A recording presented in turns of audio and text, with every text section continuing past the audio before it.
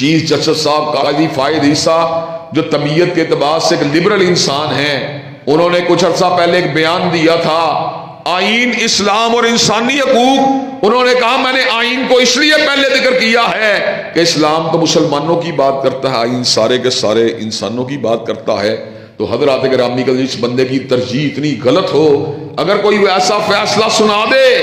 جس فیصلے کے اندر باقاعدہ طور کے اوپر ایسی بات کہی جائے جو اسلام کے اصولوں کے خلاف ہو، تو کوئی اچنبے کی بات نہیں ہے. چیف جسٹس صاحب نے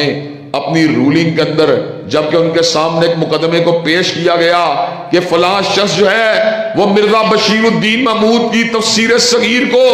اس کی نشر و اشاعت کے اندر مصروف ہے، تو انہوں نے اس موقع کے اوپر کمنٹ دیا کہ یہ بات 2021 سے پہلے جرم نہیں تھی، 2019 میں جرم تھی. چلیں اس بات کے اوپر بات کو روک دیتے، کچھ بات سمجھ میں آتی تھی، لیکن انہوں نے اس بات کے اوپر اپنے قلم کو نہیں روکا، بلکہ پورا کا پورا ایک صفحہ ایسا تحریر کیا جس میں اس بات کا ذکر تھا کہ مذہبی آزادیاں ہر بندے کو ملنی چاہیے، اور مذہبی آزادیاں ہر بندے کا حق ہے، اپنے دین کو بیان کرنا ہر بندے کا حق ہے. اور ساتھ ہی یہ بات بھی بیان کر دی لا اکراہ فی الدین، دین میں جبر والی بات کوئی نہیں ہے. حضرات گرامی کا سوچنے کی بات یہ ہے، یہ جو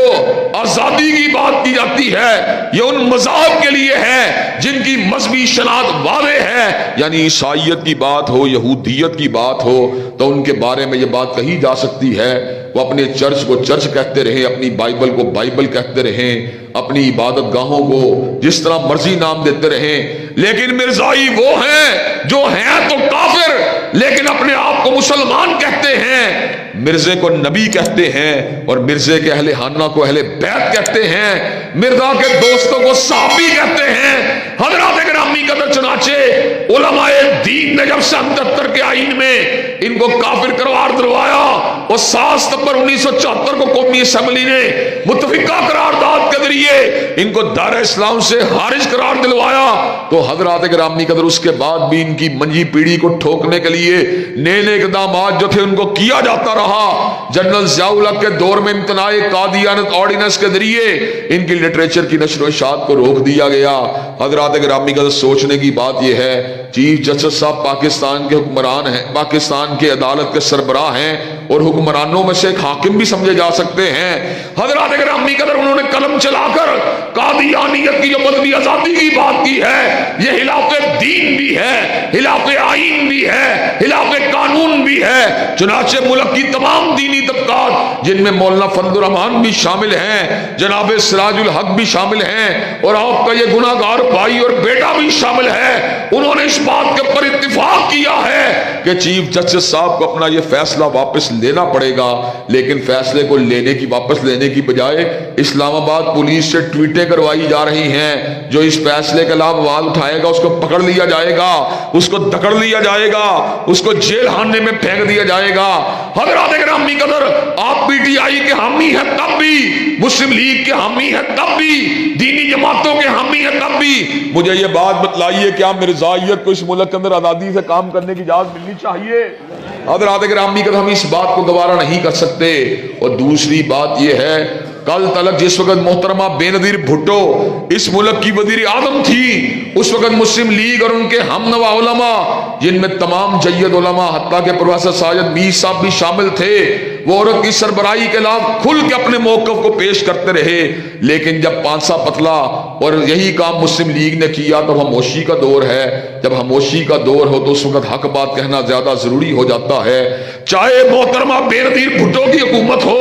یا مریم نواز صاحبہ کی حکومت ہو، اسلام اس بات کو قبول نہیں کر سکتا. اور ہم آج یہ بات ادر من الشمس، جو بات بالکل ادر من الشمس ہے، اس کو واضح کر دینا چاہتے ہیں، اور اللہ وجہ بصیرت آپ کے سامنے اس بات کو رکھ دینا چاہتے ہیں کہ انشاءاللہ جب تک ہم زندہ ہیں کتاب و سنت کی روشنی میں عورت کی سربراہی کی انشاءاللہ مخالفت کرتے رہیں گے انشاءاللہ.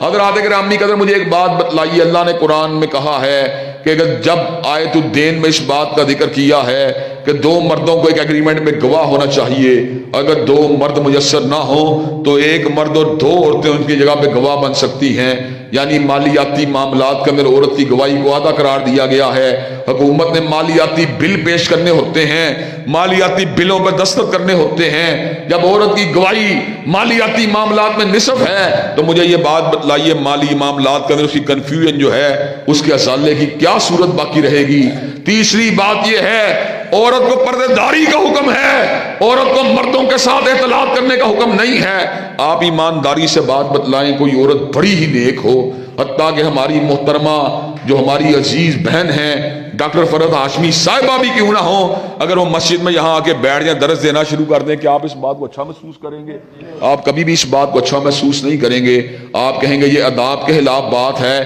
مرد ایک عورت کے اوپر نگاہ جما کے بیٹھے ہوئے ہیں، یہ کون سے اسلام کی بات ہے؟ اگر ایک با پردہ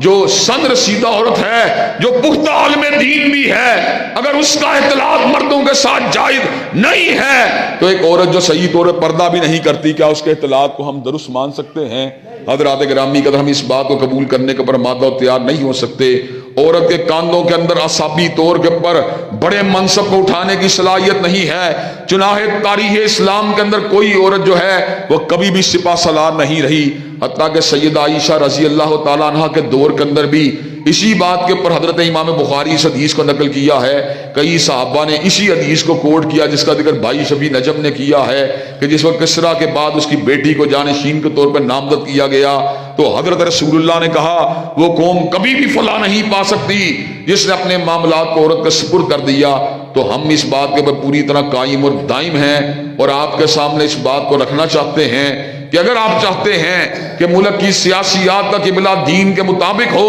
تو آپ کو پھر دینی جماعتوں کی تائید میں اٹھنا پڑے گا اور دینی طبقات کا ساتھ دینا پڑے گا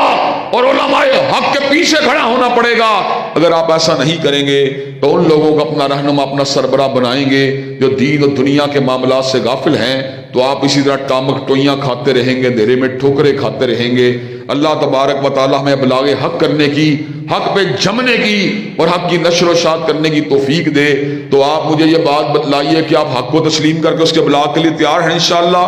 حق کے پھیلاؤ کے لیے تیار ہیں انشاءاللہ۔ اللہ تبارک و تعالی ہم سب کو حق پہ کاربند رہنے کی توفیق دے۔ وآخر دعوانا الحمدللہ رب العالمین۔